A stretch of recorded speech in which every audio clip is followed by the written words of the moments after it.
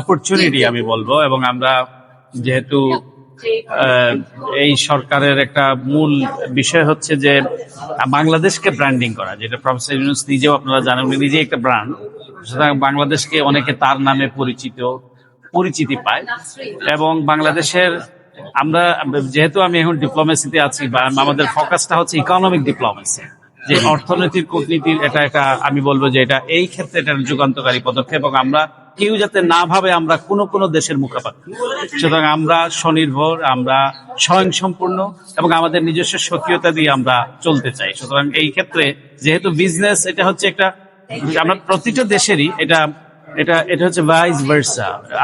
আপনি আমার পণ্য কিনবেন, আমি আপনার পণ্য কিনবো। কিন্তু আমরা কোনো দেশে দেখেছি যে একতরফা বাণিজ্য হয়েছে, পাহাড় সম বিজনেস গ্যাপ আমরা দেখি প্রতিবেশী কোনো রাষ্ট্রের সঙ্গে।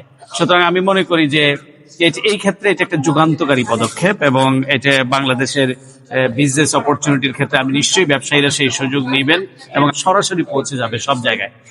আপনারা জানেন যে জাহাজের মাধ্যমে আমাদের এটা একটা দীর্ঘমেয়াদী প্রক্রিয়া, এবং আমাদের মেইন বিজনেসটাই হয়, ট্রেডটাই হয় জাহাজের মাধ্যমে, শিপের মাধ্যমে।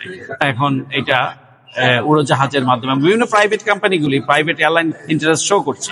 সুতরাং এই ক্ষেত্রে আমার মনে হয় এইটা একটা যুগান্তকারী ভূমিকা রাখবে।